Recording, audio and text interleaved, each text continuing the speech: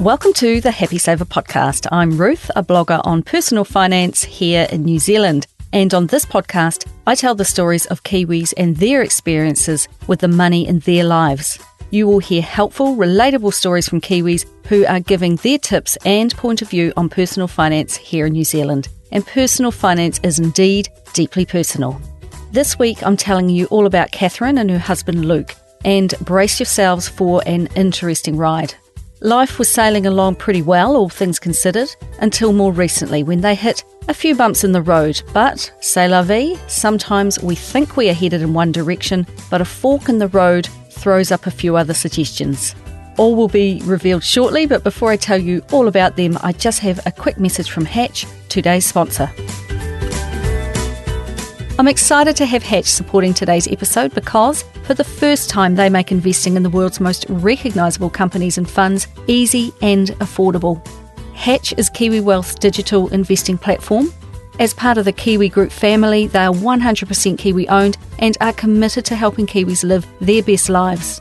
Hatch can help you build your own personalised investment portfolios packed with the things you care about.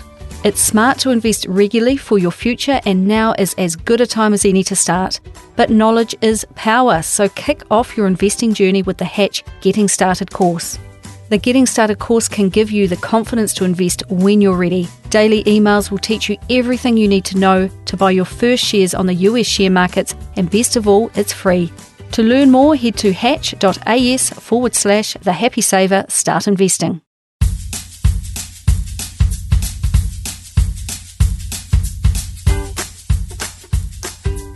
I had the absolute pleasure of speaking with Catherine bright and early one Friday morning in early May. She is from Australia. She grew up and lived in Melbourne until she jumped the ditch to New Zealand in 2017. So it was very interesting to hear a little bit about her upbringing there and what prompted her move to New Zealand. I asked her if she had a sense of money growing up, which she said that she did. She knew as a kid that she got to do things that other children also did if their parents had a bit of money. They went skiing each winter, and although there was no international travel, she has seen all of Australia because her parents always took her and her brother on long camping trips, sometimes taking them out of school to do so. She also grew up in a nice house in a nice area, but hindsight was to tell her that this was due to the fact that when her parents first moved there, it was a bad house in a not-so-great suburb, but things had improved over the 30-plus years that they've lived there. Both her and her brother went to private schools, which for her meant a 45-minute train ride each way from the age of 11. So that's quite a commitment to her schooling from a young age. And it was here where she learned that although they had money to do fun things, it was clear that they didn't have the wealth that others had. However, her parents made a point to choose wisely just where they spent their money, and for them, schooling was worth it. Her parents both worked full-time, her mum as a teacher, then a public servant, and her dad worked in and around the IT profession. Although her parents were and are amazing, she does remember that they would sometimes disagree over their finances, and she knew that money did cause them stress on occasion. And when it came to advice around money, they didn't teach her anything to do with investing, but they taught her to make decisions carefully, to avoid making decisions on impulse, and to think carefully about what you want to spend your money on. At school, she was an extremely hard-working student and did very well, and was one of those rare people who knew what she wanted to do when she left. She wanted to be a financial advisor, and she also knew she only wanted to study for her finance degree at the University of Melbourne. She took a gap year immediately after finishing school, where she went to the UK and worked and travelled, having a lot of fun and a good look around some of Europe while she was there. And then back at home, she did a 3-year finance degree, living at home rent-free the entire time because her parents had said to her and her brother that they could live rent-free until such time as they got a full-time job. And because home was close enough to university, she gladly took this opportunity up. She did work part-time throughout her entire degree though, working about 16 hours a week as an office manager, and this covered her personal expenses and the trips overseas to cheaper destinations like Southeast Asia that she loved to take with her friends. Her expenses were low, she never had a credit card, and she really enjoyed this 3 years because she knew that once it was over, she would settle into full-time work pretty quickly and life would change. Straight out of university, she landed a job as a financial analyst in training to become a financial advisor, earning a graduate salary of $55,000 a year. She was super proud of this, plus they paid her quarterly bonuses, which totaled about another $12,000 a year. After 2.5 years, she hopped to a bigger firm, with the main driver being better opportunities and better pay of $65,000 a year plus bonuses. Catherine, like many of the women I've spoken to for these podcasts, knows her worth and is a good negotiator when it comes to her salary, and after just 6 months she got her salary up to $75,000 a year. Her role was to support 2 financial advisors, and she took every opportunity to upskill as fast as she could and show her benefit to the company. She then made one more move into the final position she took before moving to New Zealand.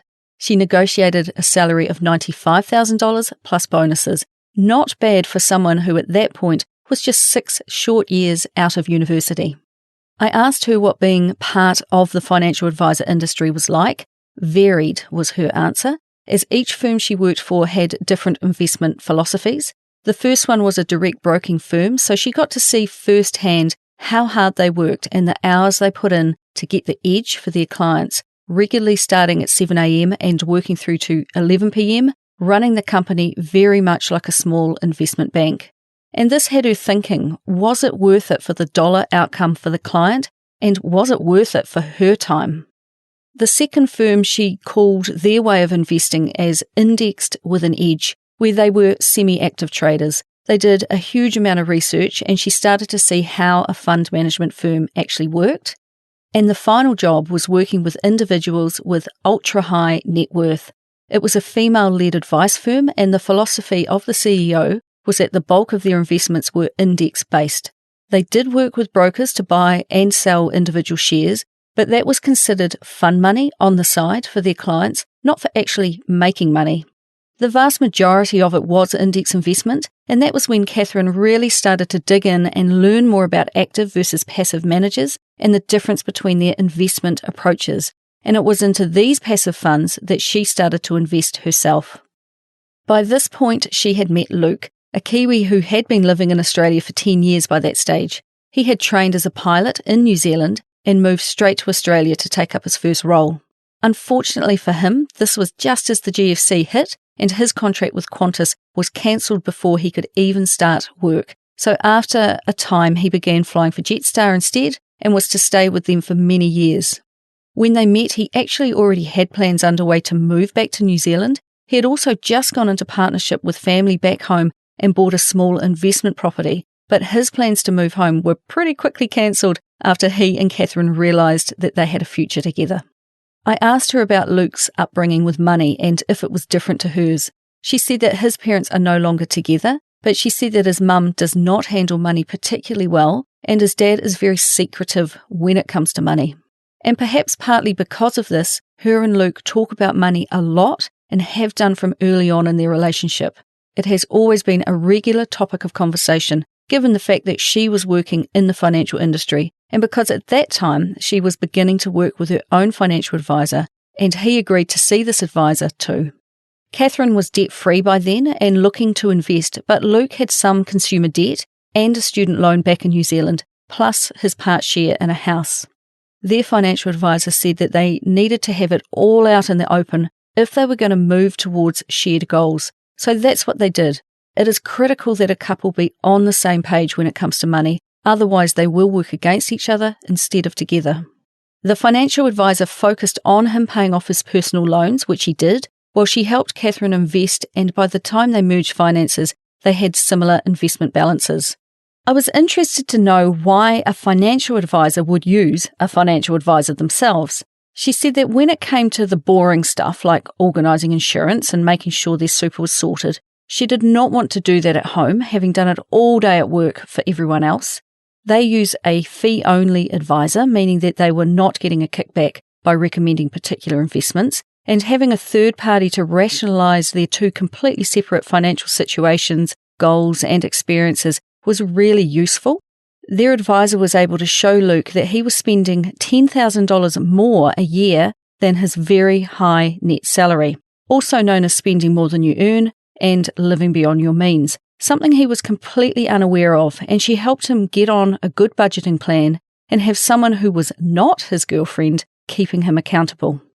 In the last couple of years, they've mostly used her services to run decision points, like can they afford their house renovations and what compromises on other goals do they need to make in order to make things happen. She said that those discussions and having a third party give their thoughts are great in her opinion. Plus, she said, to her credit, their financial advisor has also been prompting them to reconsider their debt levels for the past year, something I'll talk about shortly. Today they live in Auckland, and Catherine is now 30 years old and her husband Luke is 36. And their financial advisor really must have cracked the whip because combined they have about 150,000 Australian dollars invested in their own superannuation schemes back in Aussie. She said of the Australian scheme, the system works very well, and now that they both live and work in New Zealand and are members of KiwiSaver over here, they would not consider bringing those funds over to New Zealand to be put into their KiwiSaver schemes. They have instead left it invested in a set and forget 100% diversified Vanguard high growth fund, which is also cheap to use with very low fees, so she sees no harm in leaving it there. Here in New Zealand, Luke has his KiwiSaver with ASB in a super conservative default fund, which is not the best plan, a terrible plan actually, and one which they have been meaning to change, she pointed out. Hers is with Simplicity Growth. One of the regular discussions as a couple is that they remind each other to be transparent and be completely open. There is the odd argument, but she said at least they have any and all discussions about money and goals. It is too much responsibility and not fair to put it all on her shoulders to handle everything just because of her training, and by sharing all the decisions it makes them both responsible for their money. Luke has always earned more and he sees it as his responsibility to bring in the income, but they are trying to break this down because they both contribute in different ways and things may not always be that way in regards to income. They have shared goals too, with both of them wanting to have children at some point and eventually have a property with space for family to stay for extended periods. They would like to have many pets, and they joke that a landing strip would be ideal, pointing out that when you are dreaming, you can dream big. They would also like a small city base, a unit in Auckland to come and go from. There is no spreadsheet tracking their progress towards these goals, just a general feeling of making sure their shorter-term actions are keeping that longer-term vision in mind. Now, I mentioned earlier that he had a student loan. She said that once he finished his training and left New Zealand, he genuinely pretended that it didn't exist, and when he finally moved back to New Zealand, the balance was sitting at about $140,000, as it incurred interest while he was away. He now pays about $1,200 a month off it, and the balance today sits at about $100,000. It is something that they talk about because despite what people say about the banks not taking too much notice of student debt, that's just not true, and it did affect their lending capacity when it came time to look at buying a house back in New Zealand. A student loan is paid back at the rate of 12% of your pay, so that means your take-home pay is a lot smaller, and this is what a bank is basing your lending on. But let's jump back to when they got together in Australia. They began to live a great life together in Melbourne. He was earning about $200,000 a year, she was earning about $100,000. They had fantastic cash flow, good savings, and were each investing in their own portfolios and superannuation schemes. But they had very high expenses too when it came to health, fitness, sport, lots of travel, and of course entertainment. And it sounds like there was a large dose of lifestyle creep going on. They took it for granted that Luke could ramp up his work hours if he wanted, and they could easily have more money coming in for spending if and when required. In 2016, when she was 26, they decided that they wanted to buy a house together with the intention of it being a rental property, so they set about getting the money together for a deposit as quickly as possible. She was fortunate enough to receive an inheritance of $30,000 when her grandmother passed away, plus she had her own savings of $25,000, plus by now Luke had some savings and a very good cash flow due to his income. But it was at this point that the concept of what a 20% deposit actually meant hit home. She realised they would need about $150,000. Also, Australia has stamp duty, which is a percentage of the property price, and you have to pay this in cash, you can't get lending for it. So it was pretty disheartening for them. Plus, I think it's an indication of how a young couple buys a house.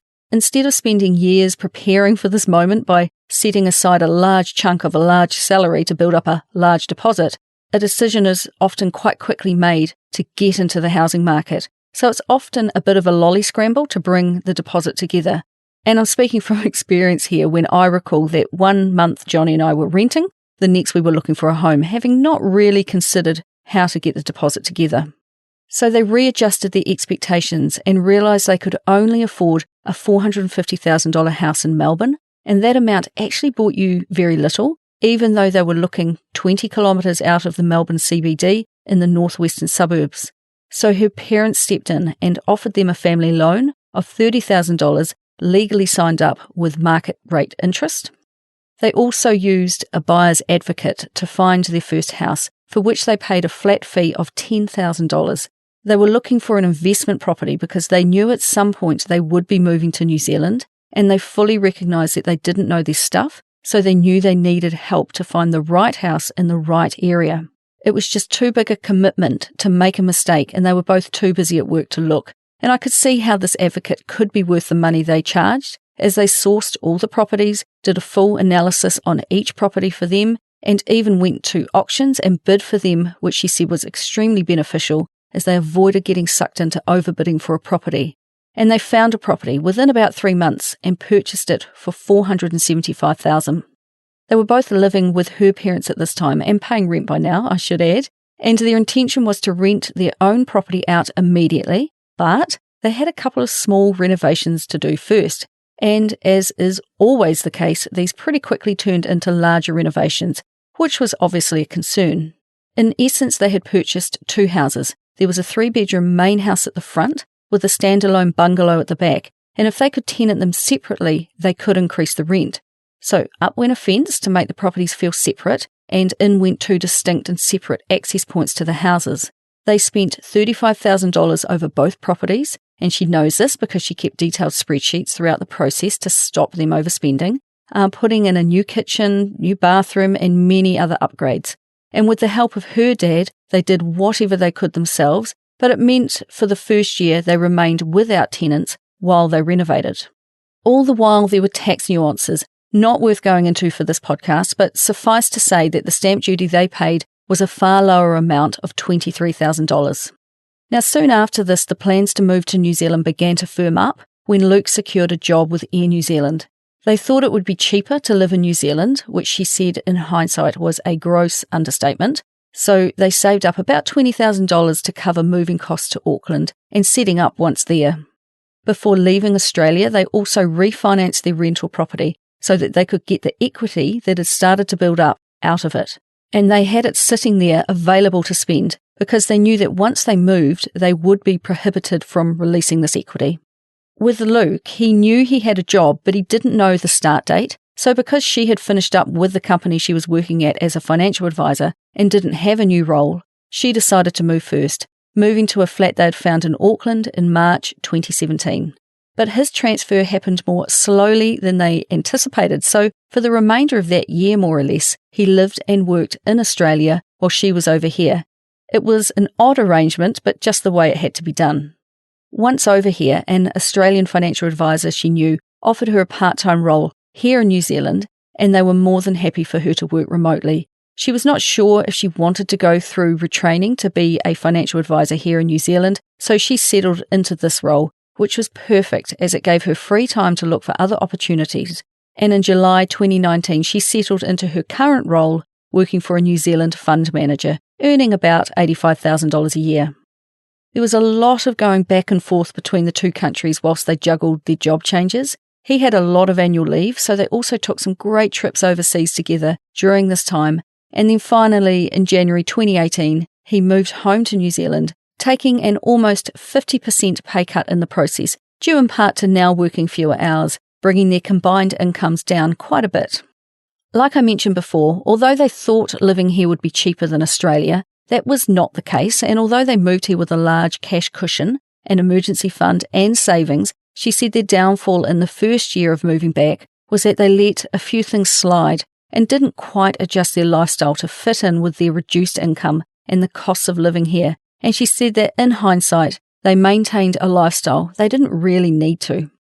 They had been renting a home in Auckland for a year when the landlord called and said that the house was going on the market. She was in her 70s, lived in Auckland, and this was her only retirement asset outside of her own home, and her accountant had told her that she was house rich and cash poor, a relatively common problem, and needed to cash up. They could have just moved to another rental property, but by now they had fallen in love with the area, were feeling flush with cash, plus in the 2.5 years since they bought their property in Melbourne, the value had gone from $475,000 up to $620,000, and they knew that they had that equity available to use here. So pretty instantly, they got off the phone from the landlord, got out the calculator and thought, I think we can make this work. Because of their unusual work situation at the time of purchase, where she was still working for an Australian company and therefore earning money in her Australian bank account, and the money from their house was also in Australia, they went to a mortgage broker to help them get the lending in place here in New Zealand. She said they scraped a 20% house deposit together of $163,000 using all the money they could find, which included about $30,000 in cash, their entire emergency fund, equity from their Australian house, plus $20,000 from Luke's family to just get them over the line.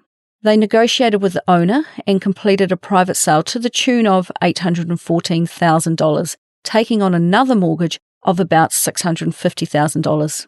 Their bank advised them to use a principal and interest loan and fix it for a year until such time as their income settled down and she could secure a New Zealand-based paid position, which she did, and he moved out of his training salary at Air New Zealand and onto his full-time wage. Currently, all up, their total debt over the 3 properties now sits at a whopping $1.7 million against $2.1 million of property, with the majority of their debt fixed for 18 months and a small amount of about $100,000 fixed for 12 months. Their thought was, if they decided to sell their Australian property, that they can pay a lump sum off this when its term expires. They pay interest and principal on their debt with a fixed payment of $1,484 a fortnight, plus an extra payment of $250 per month. The New Zealand investment property payment, that's the house Luke purchased with his family early on in his and Catherine's relationship, is an additional $744 a month, which is mostly covered by the rent they receive, but they have to top this up by $120 each month. Now, to be completely honest, when I interview people, I'm always a little confused by the structure of their debts and by their repayment plans. It's always complicated, but all up, by my rough calculation, that's a shed load of mortgage at $1.7 million with a mortgage payment of about $1,700 a fortnight, which feels like a huge chunk out of any salary, but a drop in the ocean when it comes to paying down debt, if I'm perfectly honest. Personally, I was staggered at this level of debt, and I would be lying if I said that I was not just a little frightened that a 30 and a 36-year-old had a housing debt of this size. So I had to ask, what exactly was Catherine's view on debt versus saving that made her okay with this? Because she did just talk about this all so calmly. She said, I am, broadly speaking, comfortable with debt. Right now, she said, our debt is too high, but we are trying to rationalise by selling 2 properties within the next year, their Australian house and the investment property they own with Luke's family members, and doing this will take their debt down to about $970,000, at which point she said, I am wholly comfortable to use all of our surplus to invest rather than pay off extra debt.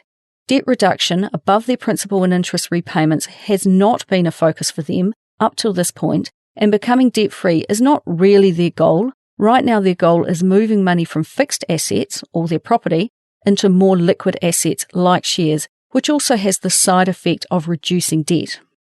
She said her greatest financial flop has to do with property, and it was at one point fixing a loan for 5 years at far too high an interest rate, and Luke buying a property with 2 other family members, and she openly admitted that they have made no money out of this investment. But her biggest financial triumph also has to do with property, and she felt that by putting themselves in a position through hard work and smart choices to make the most of opportunities when they arise is a strength. Being able to jump at buying their current home from their landlord because they had been hustling for a year and a half prior to this mean they now live in a place that has given them so much enjoyment, and living in it during COVID-19 and being surrounded by wonderful neighbours and community has just confirmed that they are in the right place for them.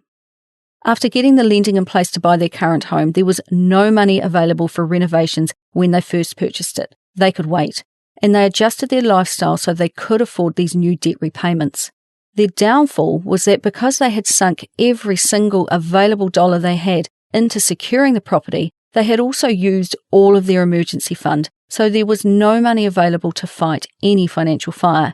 And you can be sure that as soon as you do structure your money this way, an emergency will be sure to come along. Soon after Luke moved here full-time, they took a new kitten into their family. Their kitten, which they were completely attached to, had gotten sick, and the surgery to fix the issue was $6,000.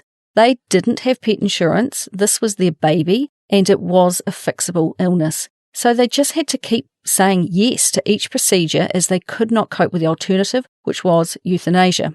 They were at the vet when very politely the receptionist offered them a Q card credit application. It was the only way they could afford it because they had no money set aside anymore, so they put the entire cost on an interest-free Q card for 12 months and accepted that they would deal with the issue later. And I thought this was interesting because except for travel, she had never used a credit card much before, and any time she had used it, she was always super diligent about paying it off each month, and she never paid a cent in interest. Having this well-meaning receptionist slide her a credit card application felt to me like how a drug dealer might get a new client hooked. Just try this. It will solve all your problems, in the short term at least. But to be fair to the receptionist at the vet clinic though, she just wanted the bill paid in full before these two and their kitty cat walked out the door. So I asked her how much pressure she was put under by the lender to keep using the card once she had it. And she said heaps. With constant emails coming into her inbox inviting her to spend, it means that the temptation and convenience is very much there. They did pay off that $6,000 vet bill that they had put on their Q card, but once that was done, they did start to use it for other things when prior to having this card, they would have paid cash. For example, they were saving up so they could pay cash for new curtains when Q card sent them an email saying, if you put a payment on your card by Sunday night, you will get 6 months interest-free. So, boom, she used that instead. And this is despite her having created a sound savings plan to pay cash for the curtains. Now, some will hear this and think, of course you use their money and not yours. After all, it is interest-free. But my take on that is that you fall into the trap of always being in arrears of the things you have bought. With debt in any form, one thing inevitably leads to another. First the student loan, then some consumer debt, then the cat, then the curtains, then a huge mortgage. What next? Access to credit becomes your first port of call instead of saving up and paying cash, and that is how people start to develop pretty complicated financial situations for themselves. Catherine said that this card needs to go, to cut it up and close the account and send all future emails to spam. That way, all temptation will be removed. Just 4 months after saving their kitten, Luke was to temporarily lose his medical at work, meaning that he could not fly until the medical issue was resolved. They thought they'd be fine until they realised that in the course of moving countries, they had inadvertently cancelled a particular insurance that they had for Luke in case this scenario occurred. It was a paperwork glitch that meant his pay stopped after a month, and he was to be off for 3 months in total. They have total permanent disability and trauma cover, income protection, house and contents, and car insurance. They just didn't have the short-term one that is unique to the airline industry. So he was not working and they had no cash. However, her work was busy and they were understanding of their situation, so she did manage to increase her hours to full-time and bump up her take-home pay. And just to prove that things go in threes, in the same week that he got sick, their car blew up. It literally died as they were driving on the motorway, the stuff that bad dreams are made of, a true horror scenario, she said. And buying a new car was totally outside the realm of their budget, so they actually went carless for 12 months, made easy by the fact that they live on a bus route, and in fact they have only just recently bought a replacement car. They had been through an extremely busy period where between the months of March and December 2018, Luke joined her in New Zealand and started work for a new airline. They used every dollar they had to buy a house. They had a huge vet bill, loss of income, and a blown-up car, and she went from part-time to full-time. That's a lot of life going on. Finally, after Luke's first year, he got a pay rise and things started to even out for them both. So was there a lesson in this, I asked. She said, you think you are on a good thing, but at any point in time, something can come along. They had used their emergency fund on the house deposit because they thought they would reinstate it quickly, which they struggled to do. And it is an excellent example of exactly why you don't use your emergency fund when it's not an emergency. So with the drama of 2018 behind them, they entered 2019. They were now on top of their mortgage payments. They were paying down his student loan. They were saving into their investments, contributing to their superannuation schemes. They had cash flow and they had paid off the credit card. Now felt like the right time to get married. So they set a date for mid-2019 and hurriedly set about saving up $30,000 cash to pay for the wedding, which was a stretch goal for sure. On top of this, they cash flowed a honeymoon that took them to the Rugby World Cup in Japan in 2019, and Luke and a few of his friends had been saving into a bank account for 4 long years leading up to the Rugby World Cup, with the view being that there would be enough to pay for this component of their trip. So their tickets were all covered, and all up, including the money already saved for the Rugby World Cup, they spent a further $15,000 on their honeymoon. She said of that time that they saved really hard, but that the money came straight into their bank account and straight back out again. But still, I greatly admired their discipline to save hard and pay cash for it all, and it felt that they were both on an even keel again. Both of them had started investing separately outside of their superannuation scheme when they worked with their financial advisor in Australia, and they were investing for goals that were more than 5 years away, and they knew that investing for the long term somewhere other than a bank would give them far better returns. Both were initially with Vanguard in a diversified multi-mixed balance fund. She said it's a low fee, just 0.29% in Australia, and they set about regularly contributing to that. They have paused it from time to time, like when they were aggressively saving for their wedding, and at other times they have ramped it back up. At the point they decided to move to New Zealand, they made the decision to put their portfolio in higher growth, and combined at that time, they had about $40,000 invested. They felt this was the start of their for their future bucket, not for a house, and as of late 2019, this investment was valued at around $55,000 and was just ticking along. Catherine had mentioned that her own parents had sunk a lot of money into their own house using their superannuation funds once they had access to them to do so, and she made the comment that this is all well and good, but you can't carve off a corner of the house if you want to take a holiday. Any equity in a house is locked in until you sell it, and a house is a very illiquid asset indeed. She also made the comment that the only reason they bought the house they now have in Auckland is because the seller had no cash. All of her money was locked into a house, and to get it out, she had to sell it. So although Catherine and Luke currently have a very large sum of money now tied up in 3 properties and are carrying a very high level of debt, they do have the bones of a better and more diversified financial structure, with the end goal being to have a cash buffer, an emergency fund, a house, superannuation, and share market investments.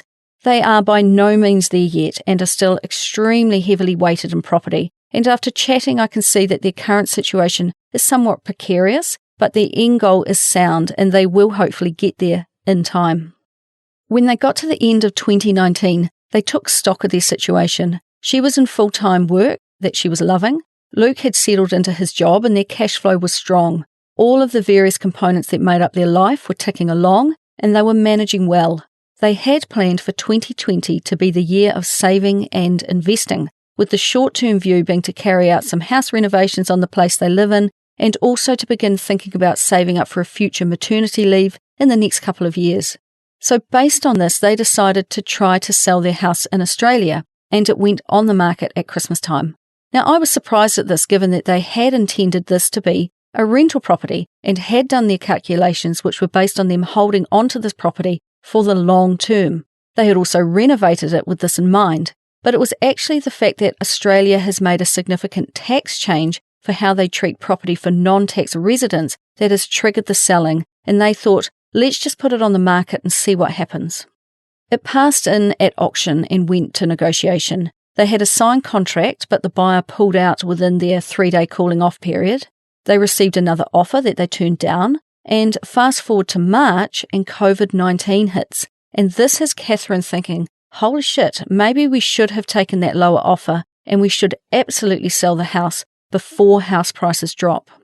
Now, Catherine loves her spreadsheets and she has plotted out a variety of scenarios, and she said that with each coronavirus update that things were just looking worse and worse, but she kept planning for new worst-case scenarios in her spreadsheet, but then a new thing would crop up.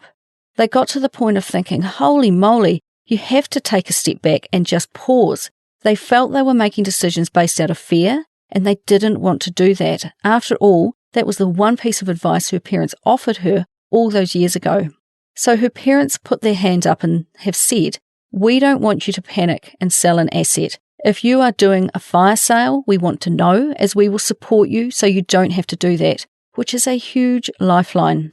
So very recently, they have restructured the loan in Australia, and her parents went guarantor on the principal and interest loan.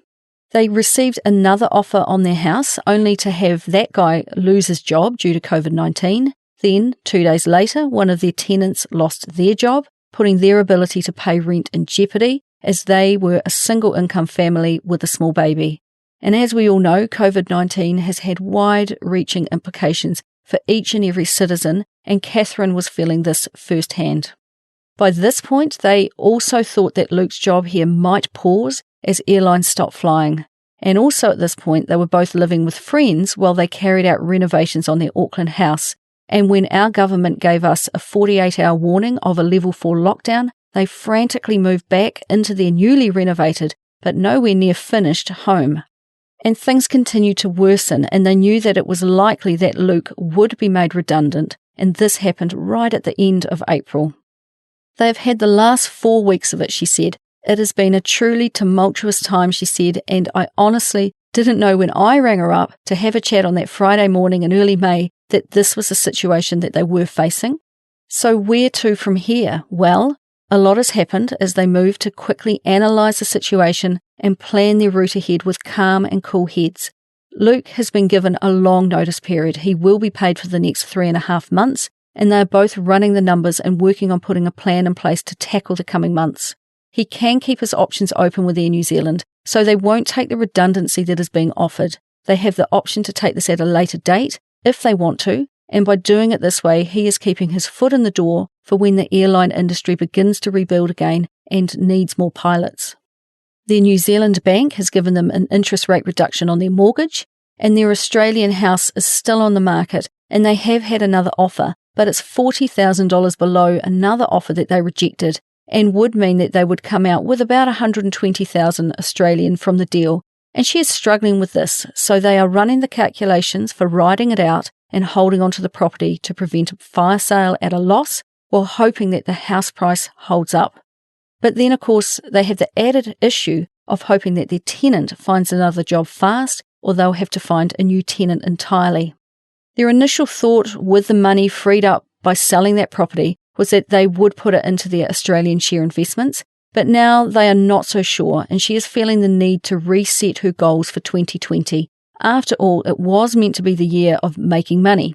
She said that this time in her life is actually a real grieving process because of all the things she thought they would achieve, but no longer can. And I could hear it in her voice when we spoke, that her mind was frantically ticking over to find some way to get some equilibrium back in their lives and some context with this new normal.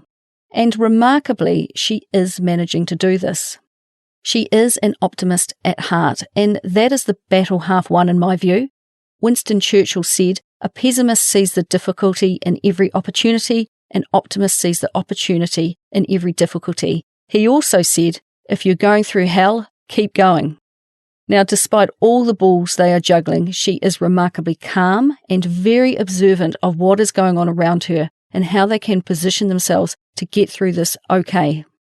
I took the opportunity to ask her if I was to give her $10,000 right now, what would she do with it? She said once and for all she would clear the small balance remaining on the credit card and put the rest into their emergency fund.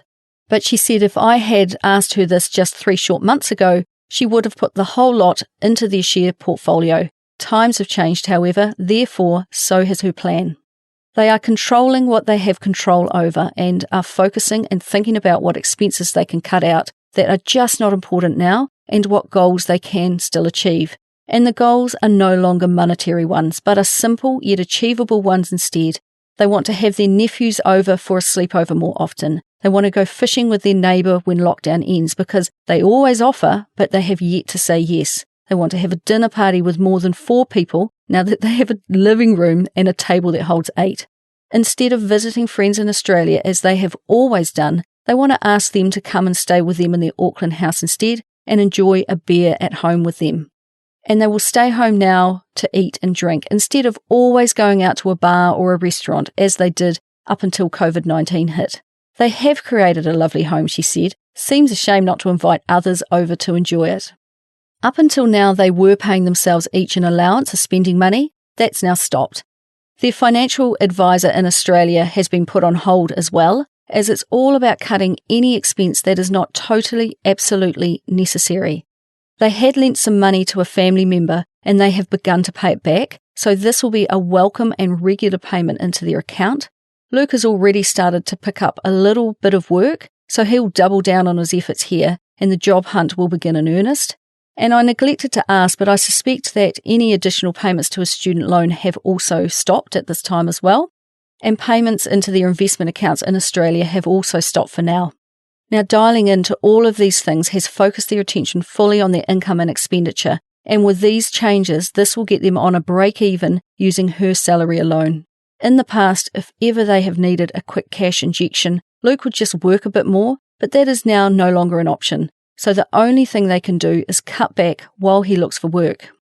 And while we didn't really get the opportunity to talk about Luke in detail, it must be terribly hard emotionally to lose such a career so suddenly. Having spent years of training to be in that role, there must be a real feeling of grief for what is suddenly lost. So together they have a journey ahead to help him pivot into a new career to tide him over until he can get back to being a pilot, if indeed that's what he still wants to do at the end of all this.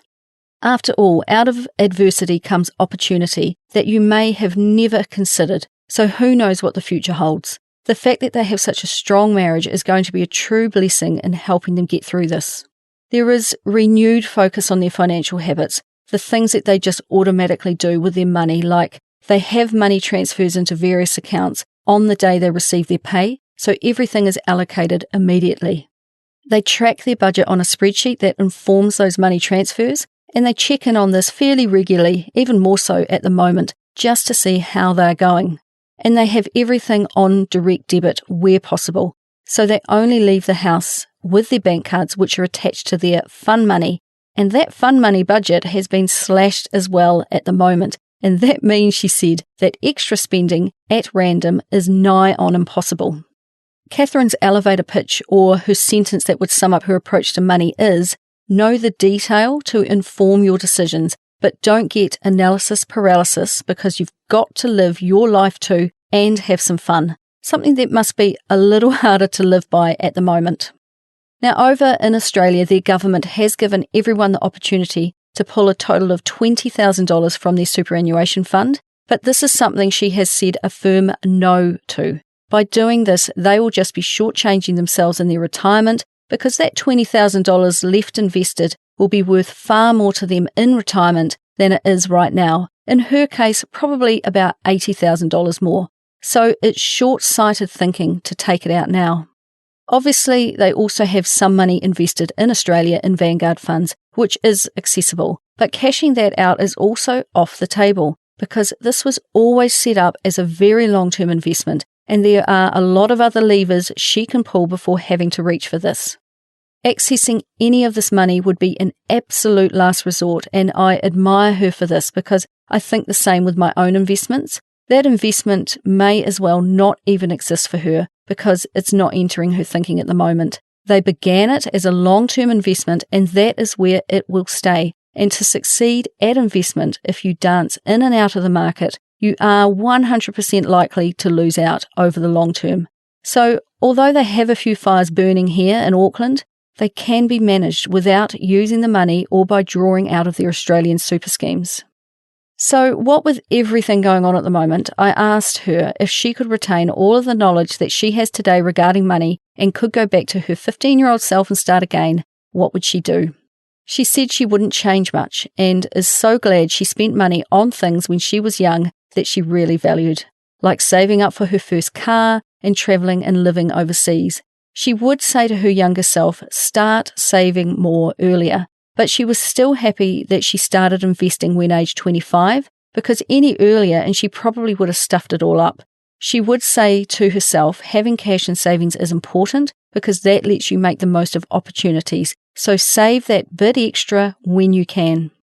And just finally, before I wrap up, I asked her if she had any podcast or website recommendations, and she would recommend that we give the Tim Ferriss podcast a listen. And she said go back to his first couple of years where he interviewed some amazing people and shared their stories. Plus, she loves what Ellevest do, an investing platform created by women for women. She said their newsletters and socials are worth following. So righto, before I wrap up, I have another quick message from Hatch, today's sponsor. Thanks again to Hatch for supporting The Happy Saver. They make investing in the world's most recognisable companies and funds easy and affordable. So to kick off your investing journey, head over to hatch.as/The Happy Saver, start investing. Catherine is an extremely upbeat person, and despite the current strife they find themselves in, with an imminent drop to one income, she has the ability to dampen out any fires they are currently facing with detailed budgeting, yet still stick to their financial plan for the years ahead. And that's quite a skill given that their current situation would have many reaching for a break in mortgage payments, a hardship withdrawal from their retirement fund, and a sell-off of their share portfolios. Given her background in the financial services industry, I think that's the reason she is comfortable with more risk than most, as she can see this unique period in time for what it is, a blip on a graph, a moment in time that will, given time, pass. Yes, she has taken on more debt than I could ever stomach, and perhaps more than her own financial advisor is strictly comfortable with, but remarkably, she is still okay with this. Now, these are strange times indeed, and who could have guessed that our airline industry would grind to a halt, leaving a very sought-after and high-paying occupation like being an airline pilot high and dry for the time being. Talk about being thrown a curveball. That's a massive thing to get your head around, and they have the coming months to think through what career might be next for Luke as he waits this out, or completely pivots into something new and enters into a whole new chapter in his career. I think this is definitely one couple I'll be seeking an update from in a future podcast. So to Catherine and Luke, thanks so much for sharing your journey with money with us. I wish you both well, and I hope that those numbers and scenarios that you keep plugging into your spreadsheet help you through this current turbulent patch, and that together you keep your hopes high and your optimism intact too. All the very best, guys. So that's all from me this week. If you enjoyed today's podcast, please hit subscribe, and it will automatically update in your podcast app each time I release a new episode. If you want to get in touch, you can find me at thehappysaver.com, and I would love it if you could leave me a 5-star rating and review in Apple Podcasts or wherever you listen to podcasts, and share it with your friends. Those are the best ways that people can learn about my podcast, and I would love it if you would talk more about money with your own friends and help me continue to help others be better with money. So until next time, happy saving.